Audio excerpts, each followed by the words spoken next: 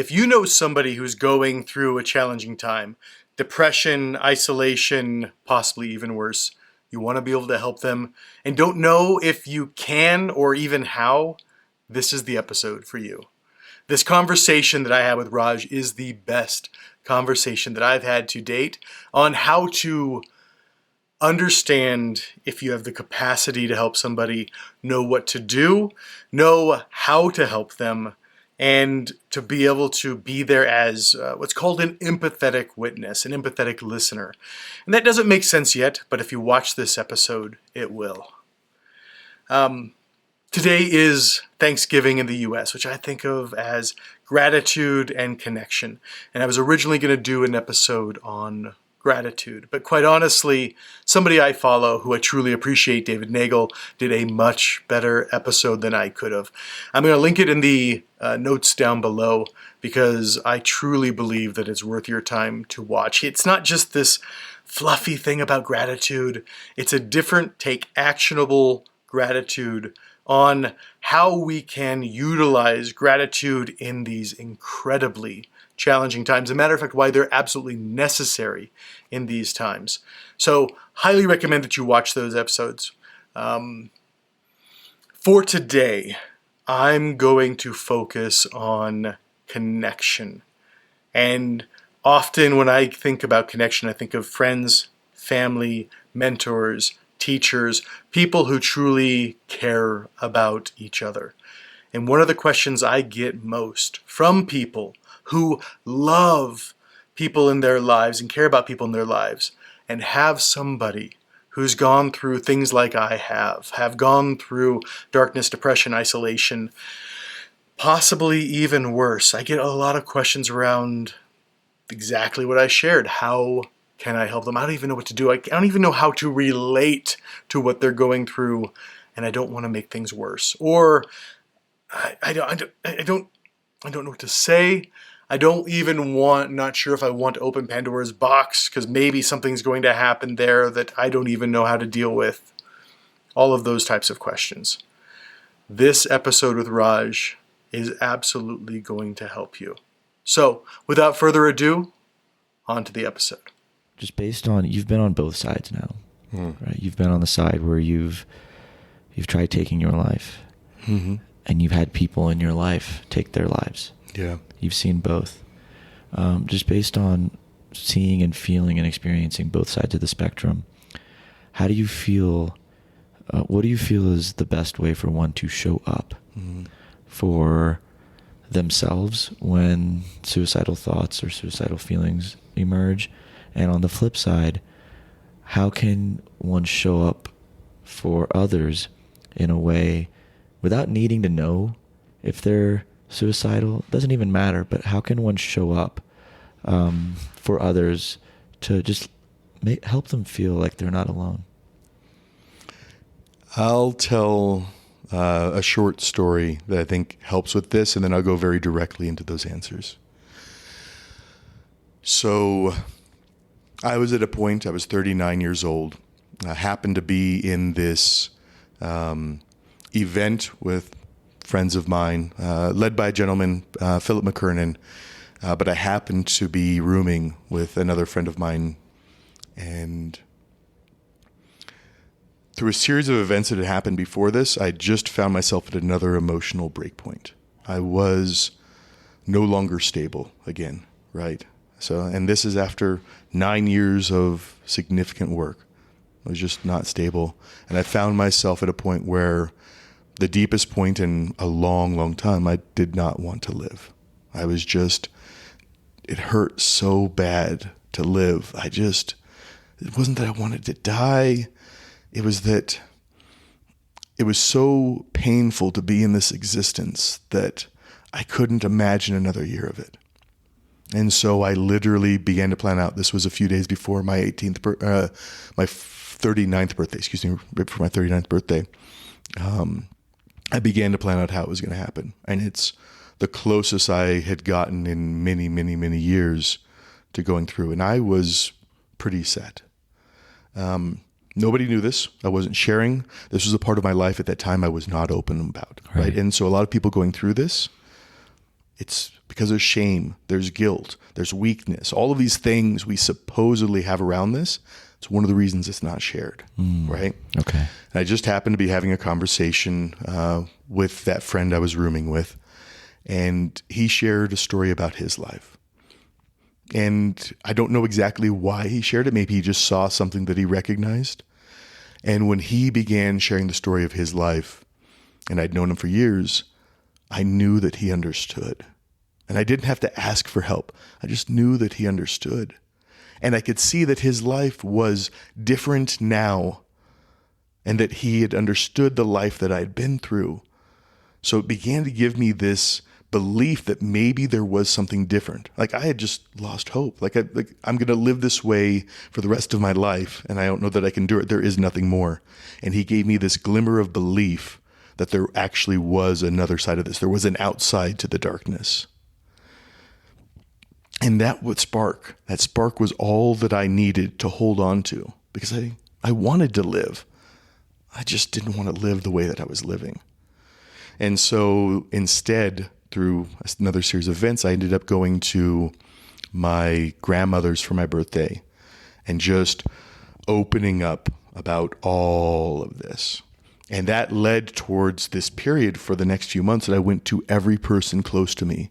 And I just had an open conversation about the fact that for as long as I could remember, I've been through this high and this low, and that at many points I have not wanted to live. And each person that I shared this story with was able to just sit there, was able to receive it, was able to look at me with love. And even today, man, like it's powerful. Like love instead of judgment. Like love. And they didn't have to give me advice. They didn't have to tell me what to do. Like we get all the advice we need sometimes. It was just to be there. And then what had started throughout this process was something that was called the list.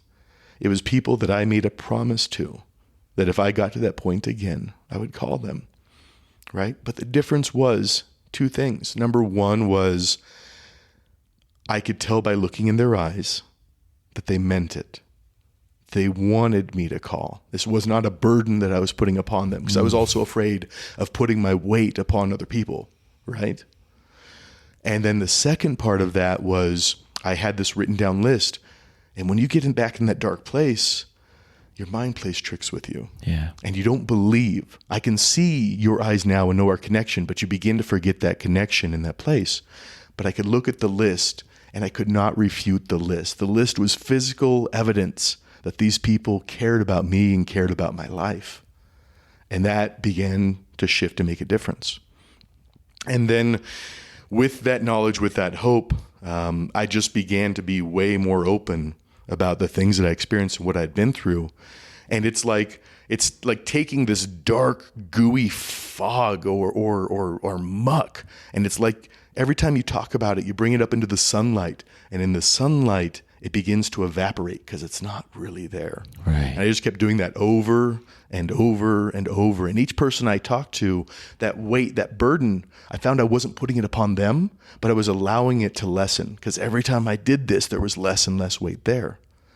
Until eventually I didn't feel shame about it. I didn't feel like I was broken. I didn't feel like there was something wrong with me that I needed to hide. And that was a key part to what we talked about earlier of how I could just be more present and caring and everything else with myself. Yeah. So to very directly answer the question now, number one, there's something called an empathetic witness, right? And it's just being able to be present with somebody and allow them to share what they're going through and care without judgment. It is one of the most healing things that exists for somebody who's just stuck in that place of guilt and shame and often depression and often suicidal thoughts. It is literally the most powerful thing. And you don't have to give advice. And you don't have to take the weight of the other person upon you, right? Because it's not your burden to bear. But that, allowing somebody to let that pressure off, allowing somebody to evaporate that guilt, allowing somebody to evaporate that shame, allowing somebody to let that weight off, to feel heard, to feel seen, and then to begin to feel cared for. That's the key.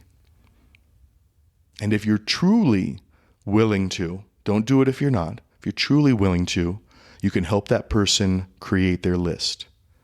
That list is the first few people who they promise, because often our word is so important to us. My word was so powerful that even though I didn't want to, I would call people on that list, right? Help them create their list so that they have those people they could call, even if they never call it. The existence of that list is powerful. I never had to call the people on that list, right? But I would have. Yeah. But the existence of it was so powerful. Yeah. So that process there, as simple as it is, empathetic listening, an empathetic witness, right? You don't have to give advice. You don't have to take the weight of this upon you. It's just to be present.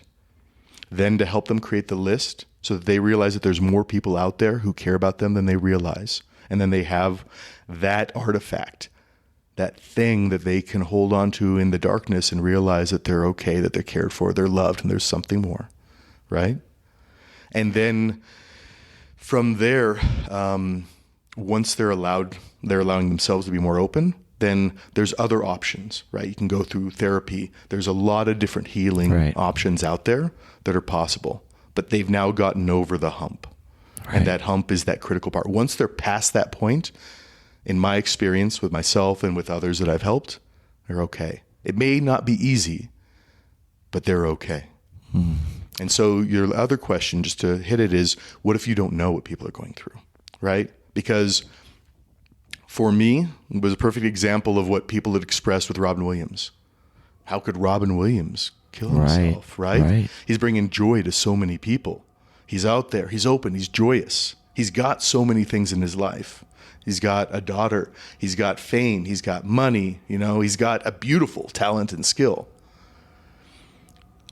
But when you're feeling those things in that darkness, shame, guilt, not wanting to burden others, like those create this isolation. And then in that isolation, the person who's going through it begins to feel and believe that they're actually alone. And then they begin to feel that they're not cared for. They begin to feel that their life isn't worth it. And it becomes this downward spiral. So the simple act is just when you see somebody you care about, like truly ask how they are, right? And don't take the surface answer. Chris, how you doing? Yeah, I'm fine. What's going on in your life? Ups and downs. On that note, I've actually found that I stopped asking how are you doing, and I stopped focusing on how are you feeling. That's a good one. It's a simple shift. Yeah. Because it actually forces somebody to drop into the present moment. Yeah. And it's connecting in a more emotional way. Yeah. Sorry, I didn't want to cut you off. No, that's a perfect example, right? Yeah. And even if you only have, let's say 5 minutes. Yeah.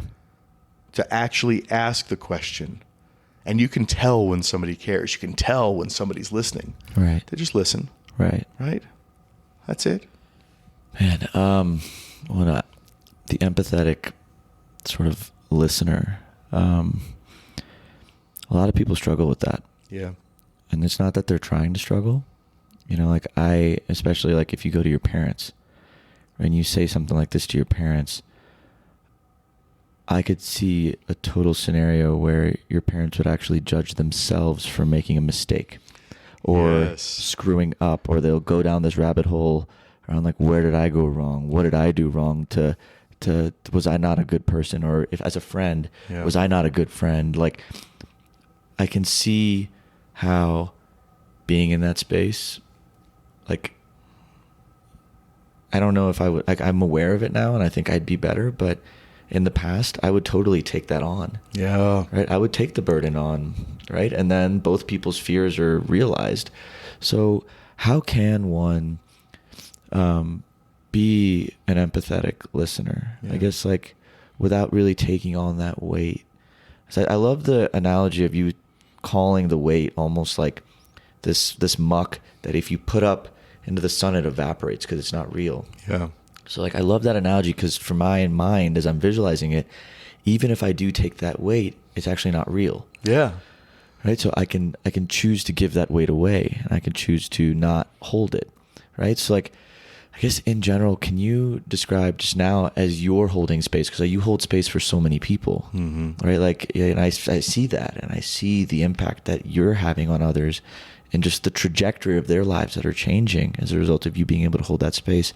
So from your own experience, how did you become a better empathetic listener and be able to really create that environment or that container that can allow individuals who you may or may not know are going through that to sort of step into a role where they are fine? The core of what you just described is that when we see something from somebody else or somebody sharing something, an automatic reaction, and this is normal, it's okay, right, is to take it upon ourselves. You know, like, what did I do? What did I do wrong? What could I do? And it becomes about me, right? It's becoming about me. We don't mean to. It's not because we're bad people. It's not because we're selfish. There's no judgment on this. Right. It's a natural human condition, right? We're wired to figure out what is about me because there's survival instincts involved. Right. It's okay.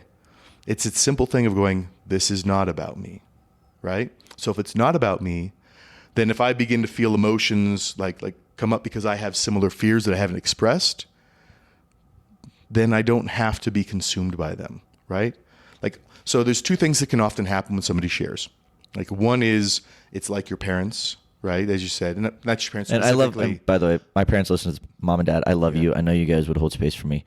Right? 100%. Yeah. Let me be very clear here. Just be clear. It's just not about you. It's an example. Yeah. Thank you for that. Yeah. Mini parents. And because people have reached out to me, I think mini parents is a really good example, right?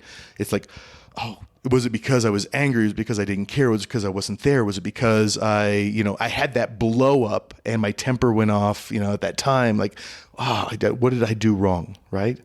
Again, that's about the person. That's about me. For this small period of time, it's just not about you. And if it's not about you, then you don't have to bring your own emotional baggage into what they're sharing, right?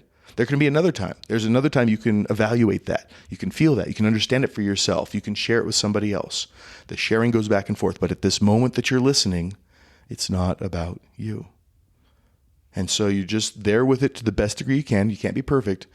But you also don't have to fix the other person, right? So it's scary for a lot of people. Somebody starts sharing something that's heavy and you're like instantly like, okay, how can I help them? What do I need to do? I don't want, like, it's going to be my responsibility. If they do something now, like, it's my fault. And like, we go towards that level of thinking, right? You also don't have to fix them. You don't have to give advice.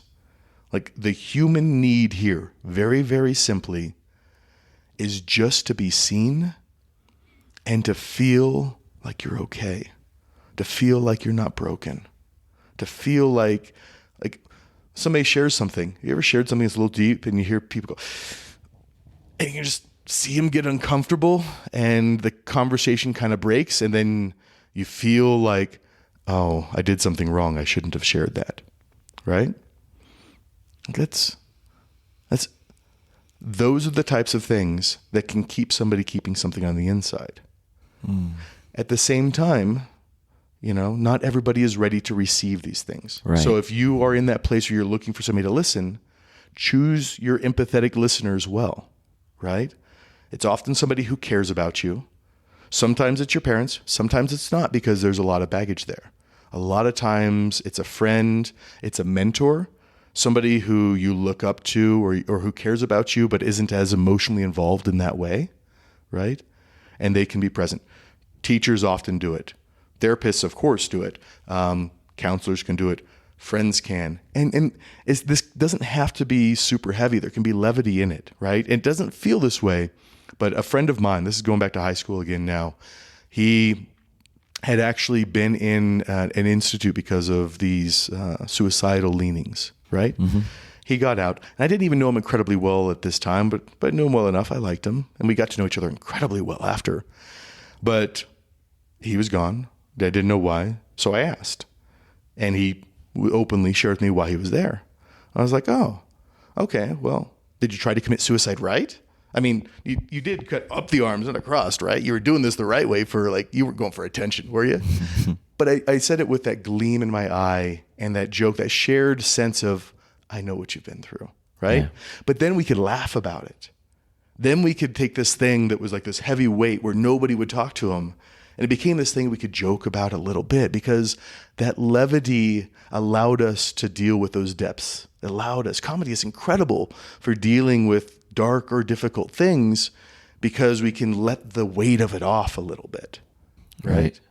Is there a way to, let's say somebody doesn't have an empathetic listener in their life that's like readily practiced some of the stuff that you're mentioning here, Yeah. right? Is there a way you would phrase what you're about to tell them so that they can almost drop into an empathetic listener state? That's a good question. I haven't thought about this before, so just give me a second.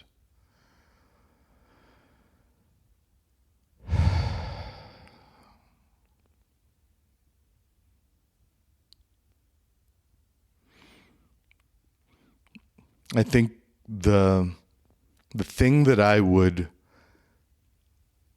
ask people to think about was, imagine that they were a kid, and imagine they've just done something that they're ashamed of. Because we all did things when we were a kid that we did something we're ashamed of. Right. And imagine, rather than being caught, you're going to somebody who loves you. It could be a parent, it could be an uncle, it could be whoever it is. And you're going to share that thing that you're now shameful of because you stole some candy from the local store, because you broke a priceless family heirloom, because you did like something that you just feel shame in. How would you want that person to respond? Right? The ideal, loving, caring parent. How would you want them to respond? And just for a minute, can you embody that feeling, that care, that parental nature that you would have wanted a parent to give to you? And ask for it. And can you just give that to another person just for a few minutes? Yeah, and let them surprise you. Yeah. Especially if you come at it from that energy, because that is something that everyone can connect with. Yeah. And man, this is one of those things. And I think as I was listening to you talk about the empathetic listener, I think that's something that I am consistently trying to be more like all the time. Mm-hmm. Not needing to give advice, Mm-hmm. not needing to fix, and just unconditionally loving. So that word right there, the core of it is unconditional love, right? Because what you're doing is you're giving this immense care and you're not judging. What is the difference between, I guess I would just curious, how would you describe the difference between conditional love and unconditional love? Mm-hmm. Conditional love is simple. It's love, but I'll love you if. I'll love you when. It's as simple as that. And that means that a person needs to do something, be something that they are not right now. Right? Unconditional is, I see you exactly where you are. I may or may not agree with what you're doing or how you're living, and I love you regardless. It's acceptance. Yeah, it's acceptance.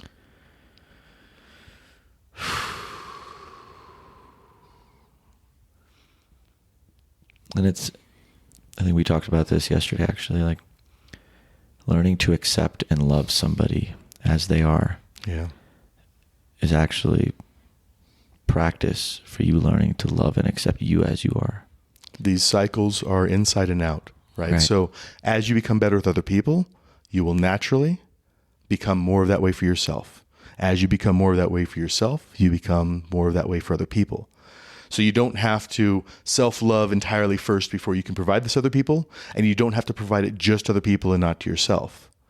These things, if you are just conscious about them, it works on both sides. Man. So to a better answer your question you said in the beginning, how did I become better with myself?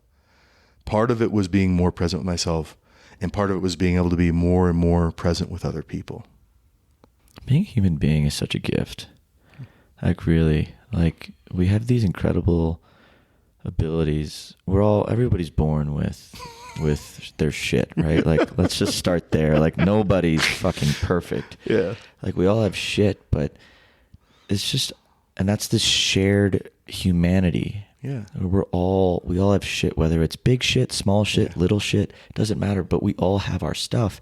And there's this beautiful journey as we get older that just, like, we learn to love other people and their shit the same way we accept and unconditionally love ourselves for making mistakes or going through the ups and downs. And in that space of grace, in that space of appreciation or acknowledgement or acceptance, there's just so much beauty and so much healing.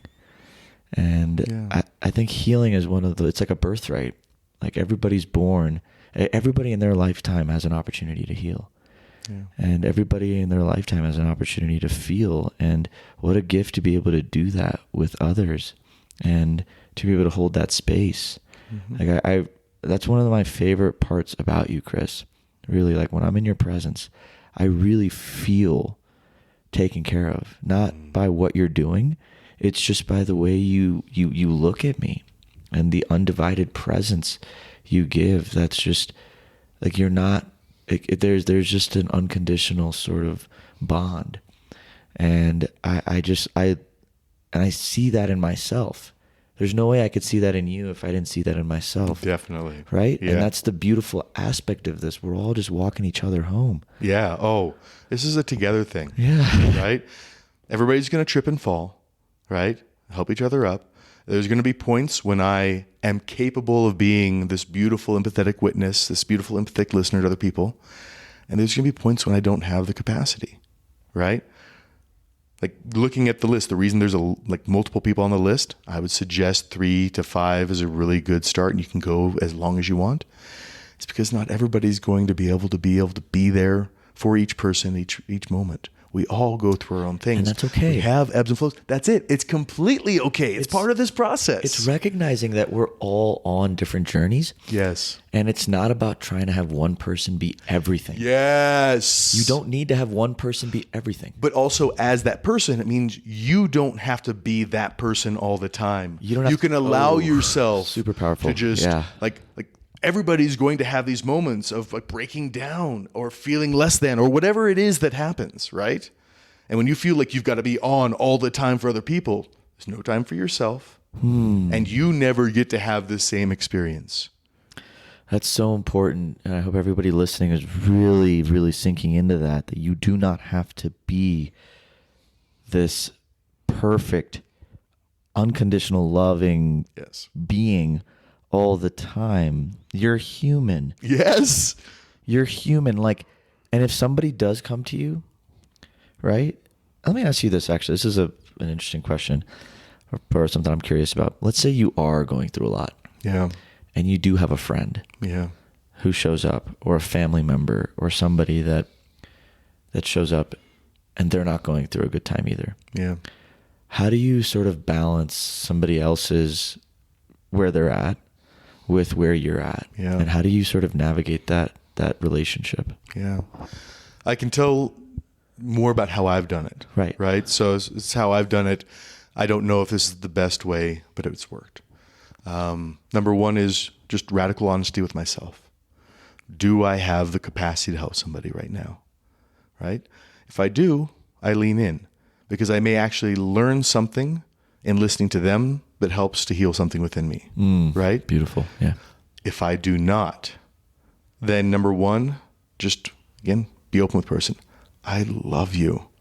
I'm going through some tough stuff right now, and I'll be honest with you, I don't really believe I could be there for you. So is there somebody else that we can find that can talk with you right now, right? I become an advocate in helping them find somebody who can listen right now. Or if somebody immediately comes to mind because I know the person well, I'm like, I love you, but let's take this to our friend, right? Because how is that received? I think it's got to start with, I love you. Yeah. Right? Like, this is not because I'm rejecting you. This is not because I do not want to help you. It's because I don't have the capacity right now. And in my experience so far, when people see that, they recognize it. They've been there. They're okay with it, right? But if it was just not now, no, just because we get defensive, right? Or we ghost. We just don't respond back. That's the worst. Right? Yeah. But that's okay. I mean, it's a human thing. Well, and actually, I'm going to be kind to myself right now because it's not the worst. I just judged myself. I have done that in the past where it's a lot and I'm like, I will respond to this tomorrow. Yes. And that's okay. Like even putting things off for a day, right? Like we're human. There's a certain capacity we have, right? Beautiful. I'm glad you recognize that. Yeah. Right? So, but those things of not responding or no or whatever else, the way we do kind of defensively, often when somebody's in a difficult place are perceived as rejection. They're perceived as, I'm not good enough. They don't care about me, whatever it is. So if you can just have a little bit, even in those times when okay, I put it off till tomorrow and then I read it and then I'm like, I would love to, but I truly can't. I love you. This is not because there's anything wrong with you. Yeah. This is because I don't have the capacity right now. I'm hurting. Right? So the best thing we can do is help find somebody that you can talk to right now. In the same way, I don't have the capacity to talk to everybody. Right? And quite honestly, in those points where somebody's on the edge, a suicide hotline, a therapy, a family member is going to be a lot better option for people, right? I am one person. You are one person. We have a certain amount of capacity, unfortunately, within this realm, within this world. Right. Right? And so that's where you can be really kind and caring, and you can also direct somebody to a place where they can truly get help. And you're doing it both in respect of yourself, but because you care about the person, because they will get better help. They will get more care, more love, and more attention in this moment if they talk with this person as opposed to you. Well, and I think there's a certain level of self-love that has to be acknowledged here. Mm-hmm.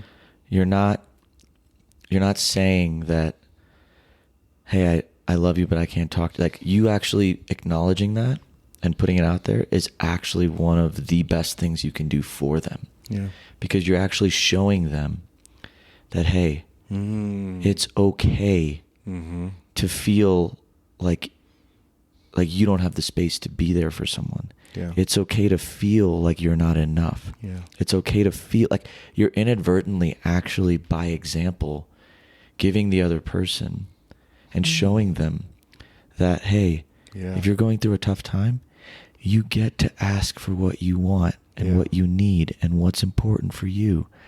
And I think all of it has a meaning as long as we are stepping into that space of truth and just honesty with ourselves and honesty with other people. I think truth and love are both in the same thing. Yeah. Like truth, when you're absolutely honest with yourself, you're actually you're loving yourself. So this is where I believe firmness is okay, right? So having some type of boundaries, being firm about them. This is a boundary. Like it comes the same with actions. Just because you accept and love somebody doesn't mean you have to agree with what they're doing, right, or anything else. Right. You can have those, right? But it's how we communicate them. So to go that I love you, but this is not okay. And I won't allow you to do this to me. Or I love you, but I don't have the capacity. Like firm boundaries communicated with compassion are beautiful. There is nothing wrong with that.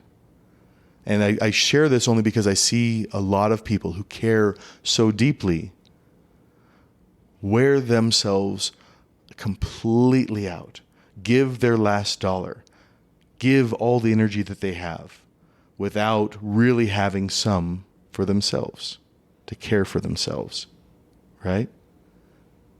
And I don't like that.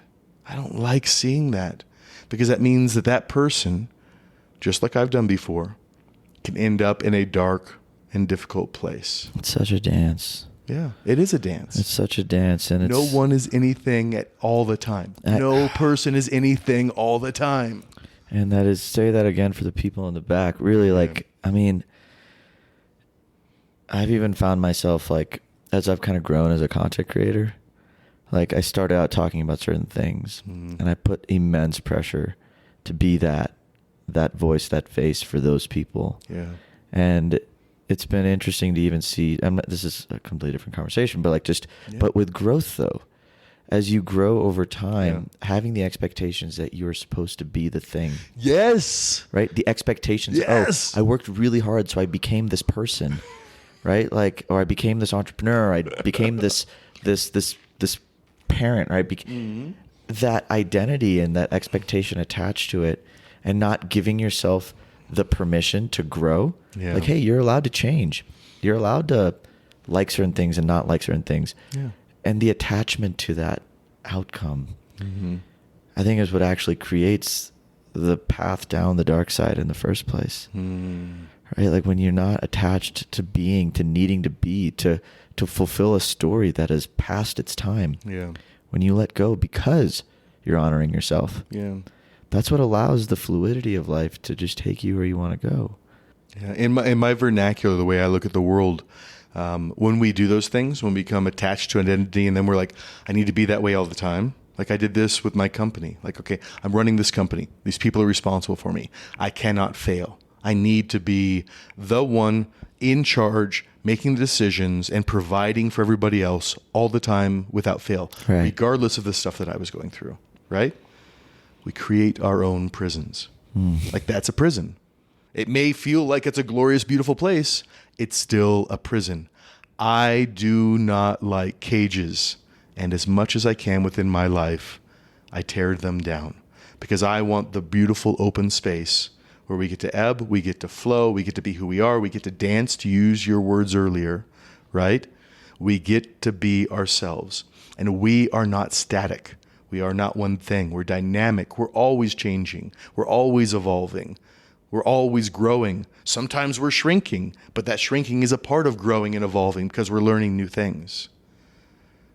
To the greatest degree that I can, and I am not perfect at this by anybody's imagination, but if I can perceive a cage that I've created for myself, and I've made plenty, I do my best to just disassemble it. How? Awareness is the first part, right? When you're aware that this thing, when I became aware that being the CEO of a company and this recognition and this appreciation that I was garnering was becoming a cage, right? Then that awareness begins to lead towards a feeling. Do I like being in this cage? Oh, I like it sometimes. I like it when people are telling me I'm great. I don't like it when I feel like I want to be more human and connect with people and I feel isolated. All right. What is it that I need to shift and change? What is it that I need to let go of? Oh, I've got this desire, this perfection aspect, this want for other people to tell me that I'm doing a really good job, because I don't yet believe it myself.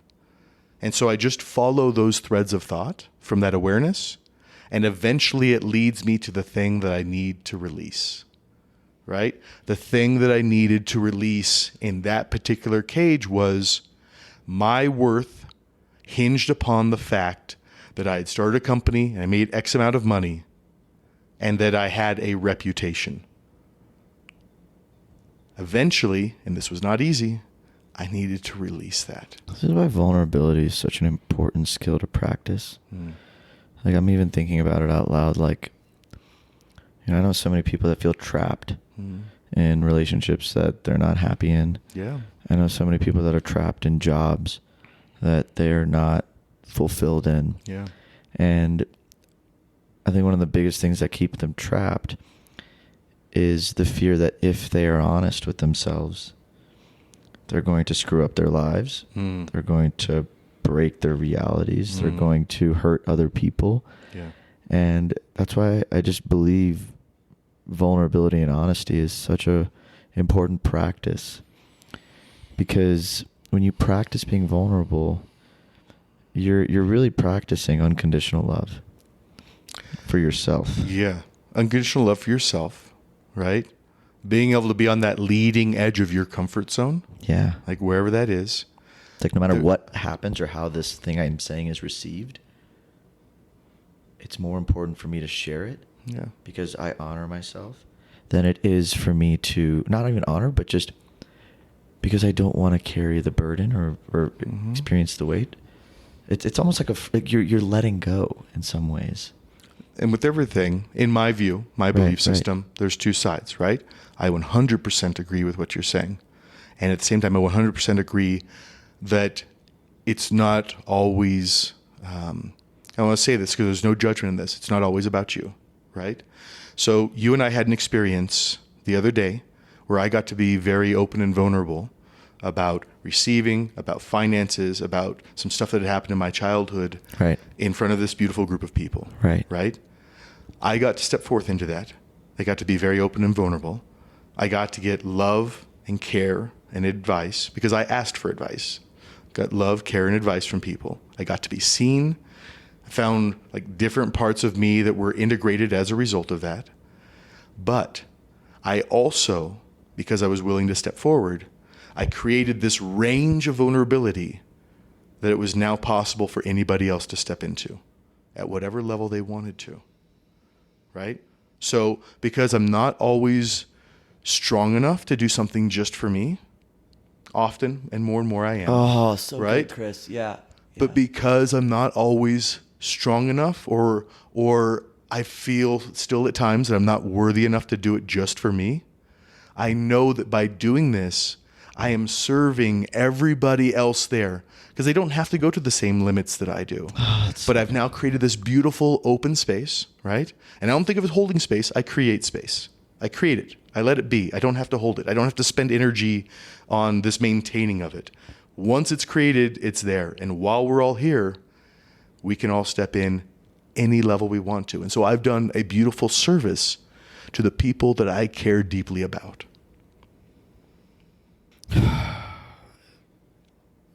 The idea of being vulnerable for others is such a beautiful way to inadvertently get yourself into a place where you're tapping into that source of love that you feel.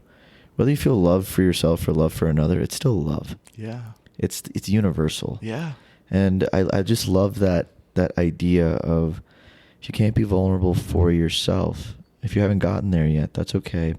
How can being vulnerable in this moment allow someone else or allow this cage or allow something to happen that can just encourage love to be a more default state?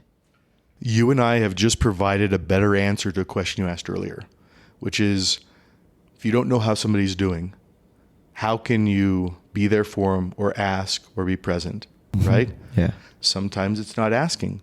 Sometimes it's being willing, without putting weight on them, to go, here's what I'm going through. Man. And it's not an unloading on other people. It's being open, it's being vulnerable, and providing that example that it's possible for somebody else to open up and share. And once you've taken that first step, you've created that example, then you can just turn around. How are you? Right. Right? And that creates an opening for them to be able to step into. The opening, the container of love and acceptance. And it doesn't need to be there all the time. No. It can't be there all the time. That's the duality, right? Like, we can aspire. That's it. We can aspire. And maybe there's a point in our own mental, emotional, spiritual evolution where that happens, right? I'm not there yet. No. Right? I'd it's a great North Star, right? It's a great home base to return to when you feel like you're not in that state and you become aware of it. It's a beautiful opportunity to lovingly bring you back into that space.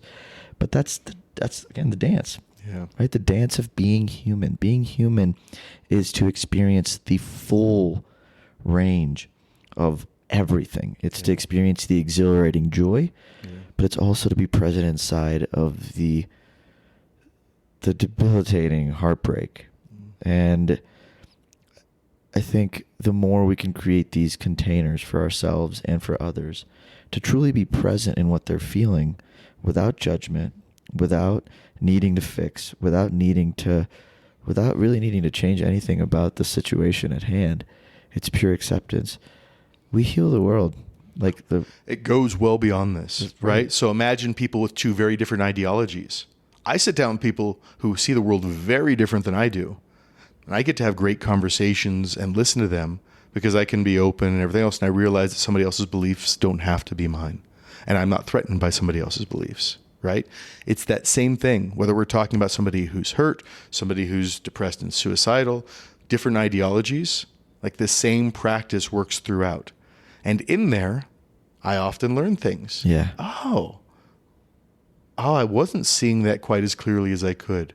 All right, maybe my core beliefs aren't shifted, but now I have more nuance and maybe something else is a little different over here, right? It does. And you say heal the world.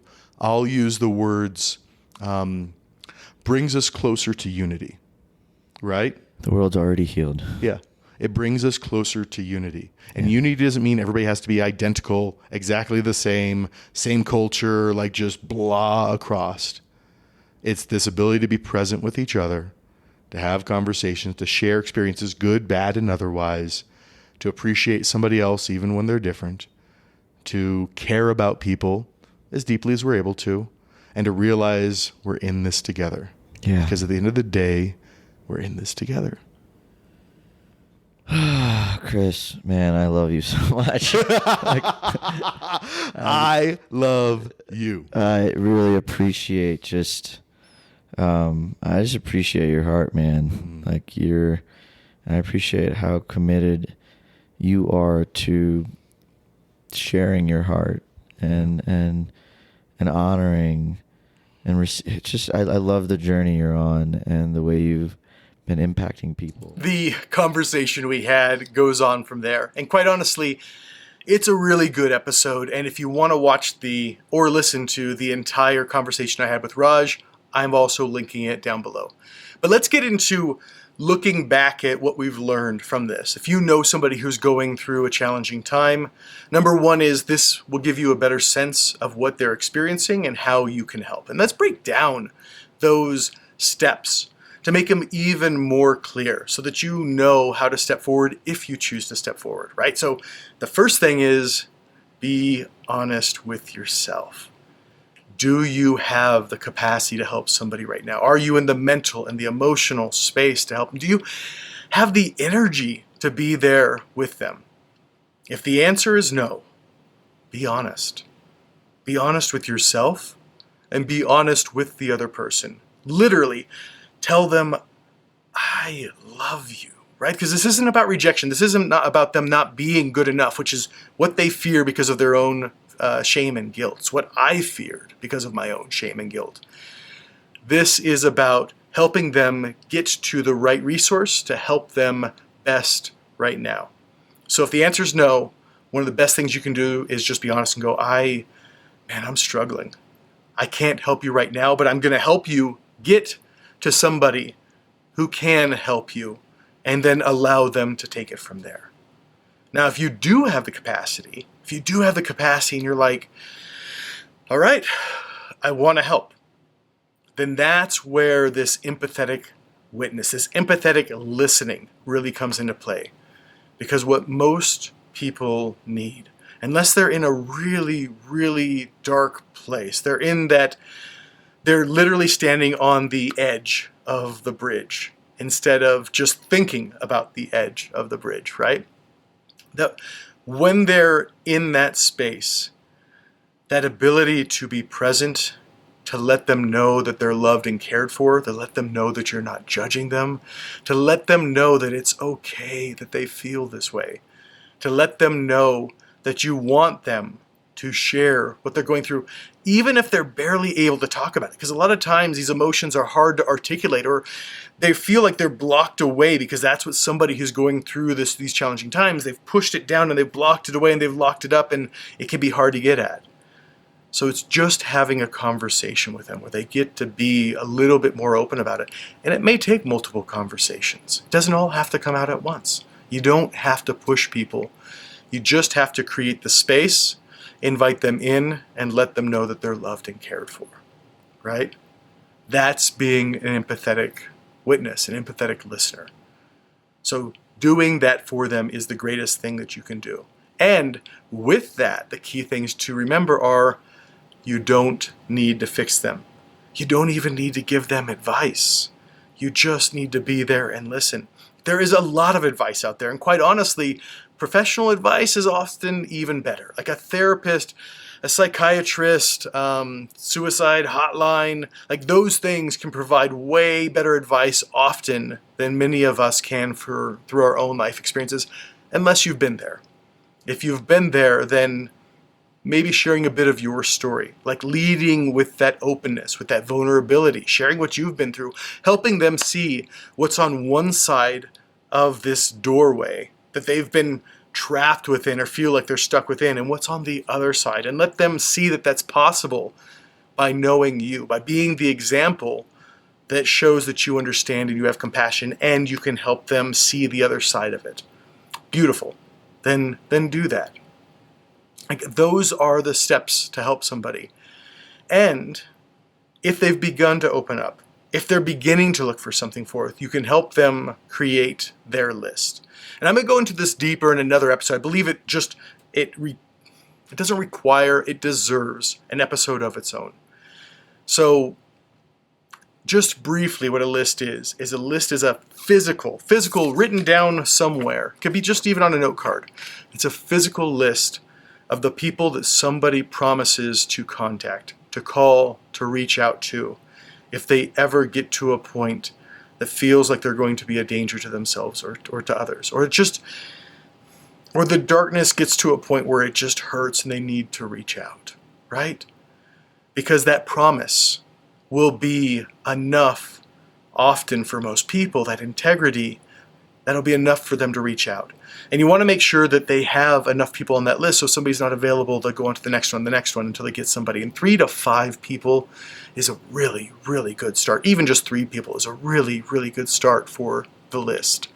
The other thing about the list that I shared in this conversation is it's tangible. It's real. And so when somebody's in that challenging place, their mind can play tricks on them. And even though they know that you are their best friend or you love, you care for them, the mind plays tricks and can feel like, oh, it's just, they don't really care. I'm alone. And the spiral begins, right? The list is tangible. It can't be refuted. You look at it and you know that these people care and love about you. Care about you and love you. And it is incredible what just that physical proof can do to truly help somebody. So those are the steps. If I were to boil this episode down to that's what I would boil it down to. Of course, if you have any questions, feel free to reach out. Comments below, hit me on Twitter.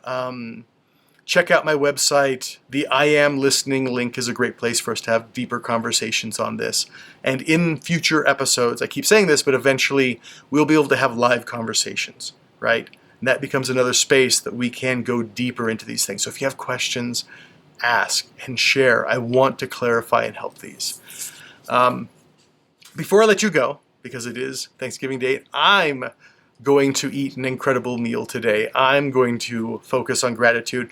I'm going to think about and reach out to the people who I care about the most. But I do want to make one little correction to the conversation. And that's, I used Robin Williams because he's often used as this example of somebody who has had it all, who you wouldn't have imagined would go through these challenging times and who ended his life through suicide. And while he did go through depression and addiction and a bunch of other things in his life, I learned through this incredible documentary called Robin's Wish. Highly recommend you watch it. I'm giving a lot of resources for this episode. It's linked down below as well.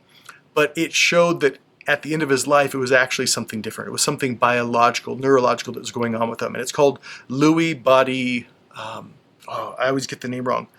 Lewy body dementia. And it's where literally your nervous system and your brain starts to get eaten away, and it causes a change in personality. It causes people to feel disconnected and alone, to feel scared, to have, I don't know if the right term, psychiatric episodes, manic and depressed episodes. It's a very different thing. And I just want to make that correction, because I think in honor of Robin and his family who've gone through this, and for them creating the documentary, it's really worth us being really, really clear on what he experienced and how it's different from what a lot of people experience in terms of just normal depression, isolation, suicidal thoughts, etc. So, with that done, I love you. I do. I'm really grateful that we get to connect in this way. For those of you who've made it this far and have listened to this part of the podcast, thank you. Big love to you. I am grateful. And I wish you, whether you celebrate it or not, an incredible, incredible Thanksgiving. I think that the term I'm going to use from now on is Merry Gratitude Day. So a Merry Gratitude Day. I can't even say it. A Merry Gratitude Day to you, and big love.